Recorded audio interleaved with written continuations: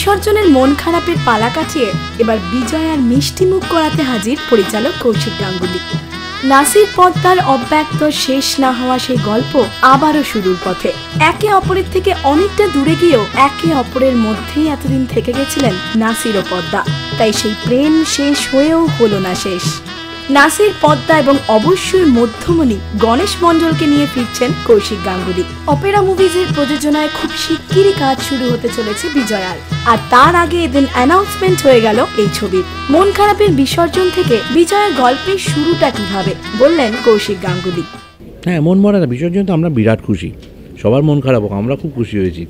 পরপর এত হাউসফুল, এত বিরাট সাফল্য, প্রথম নতুন প্রযোজক হিসেবে অপেরা মুভিজের ঘরে প্রফিট এনে দিতে পারা, সব তো আনন্দ। আমরা পারি না সব সময়, কিন্তু চেষ্টা করে যাই, এবং যখন হয় তখন খুব আনন্দ লাগে।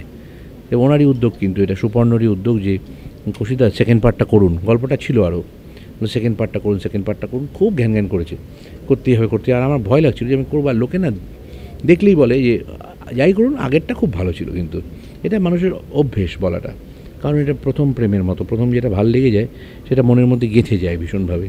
আমি ধরেই নিচ্ছি, আমার কানে বাজছে সেই কথাগুলো, মানে লোকে বলবে যে কৌশিকদা ভালো হয়েছে, কিন্তু আমি চাই লোকে এটা বলুক যে ভালো হয়েছে।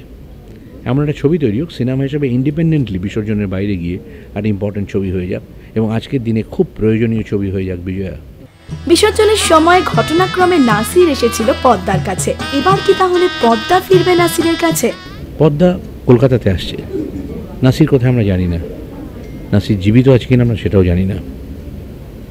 হ্যাঁ, কাজে সেই জায়গা থেকে দাঁড়িয়ে পদ্মা কী অবস্থায় এসে পৌঁছচ্ছে এবং কী বেরোচ্ছে, এবং পদ্মার কাছে তার স্বামী পরিবার সম্পর্কে কী ধারণা তৈরি হচ্ছে, সবটা খুব ইম্পর্টেন্ট হয়ে দাঁড়ায়। যে দুটো মানুষের মাধ্যমে মিষ্টি মুখের ব্যবস্থা, তারা নাসির এবং পদ্মা। পদ্মা এবার আসছেন এপার বাংলায়, কিসের খোঁজে জানালেন জয়া এহসান। হ্যাঁ, পদ্মা তো সে গঙ্গাতেই মেলে সবসময়, সেই তো পদ্মা তো এখানেই আসবে। ওই যে বললাম যে একটু প্রেশারও ফিল করছি যে এত ভালোবাসার একটি চরিত্র, সেটা যেন আর কোথাও কোনো রকম কিছু না হয়ে যায়, পা পিছলে না পড়ে, সেই ভালোবাসা নিয়ে যেন আসতে পারে এবং সেখানে যেন থেকে যায়। আমি সেই চেষ্টা করব। তবে খুব ভালো লাগছে সত্যি, যেমন বিসর্জন ছবিটা আবার, মানে বিসর্জনই বলছি আমি এই কারণে বলছি যে এই ছবিটি আবার সে আমরা পুরো একই টিম, একইভাবে, এবং আমার ধারণা যে কৌশিক গাঙ্গুলির সাথে আমি আবার কাজ করছি, মানে আমার দ্বিতীয় ছবি হবে, সেটাও আমার জন্য খুব ইম্পর্ট্যান্ট। পদ্মার জায়গা বদল হলেও নাসিরের কি অবস্থা, সেটা নিয়ে অবশ্য খুব একটা মুখ খুললেন না নাসির, অর্থাৎ আবির চ্যাটার্জি।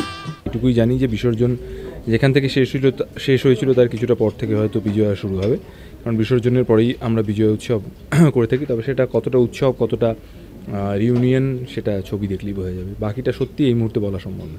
শুটিং শুরুর আগে কেউই খুব একটা কিছু বলছেন না বিজয়া নিয়ে, তবে বিসর্জনের প্রত্যেকটা মানুষ থাকছেন বিজয়াতে, সাথে থাকছেন কালিকা প্রসাদ ভট্টাচার্য, জানালেন কৌশিক গাঙ্গুলি।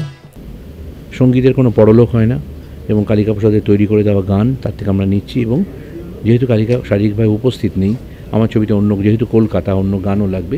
প্রধান সঙ্গীত পরিচালক থাকবে কিন্তু ইন্দ্রদীপ দাশগুপ্ত, এবং কালিকার গান নিয়ে কালিকাও সঙ্গীত পরিচালক হিসেবে এই ছবিতে থাকছি। যতদিন বিসর্জনের সঙ্গে যুক্ত থাকবে ততদিন কালিকা থাকবে।